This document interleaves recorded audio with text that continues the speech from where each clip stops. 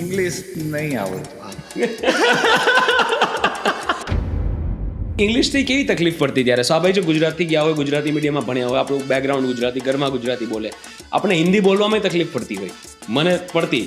મને હિન્દીમાં બી પડતી ને ઇંગ્લિશમાં તો તકલીફ જ હતી.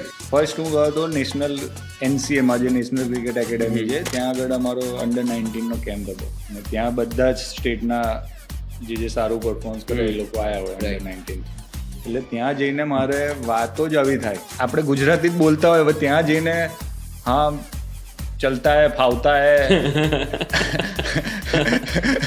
એટલે એ પછી પૂછે એ ક્યાં ફાવતા ક્યાં હે એ, એટલે આવું બધું બહુ થાય. એટલે પછી હિન્દીમાં ધીરે ધીરે કન્ટિન્યુઅસલી બોલતા હિન્દી આવડ્યું અને પછી ઇંગ્લિશ નહીં આવડતું. હા, કદાચ આજની તારીખે તમને કોઈ સવાલ કદાચ ઇંગ્લિશમાં પણ પૂછ્યો તો તમે હિન્દીમાં જવાબ આપો.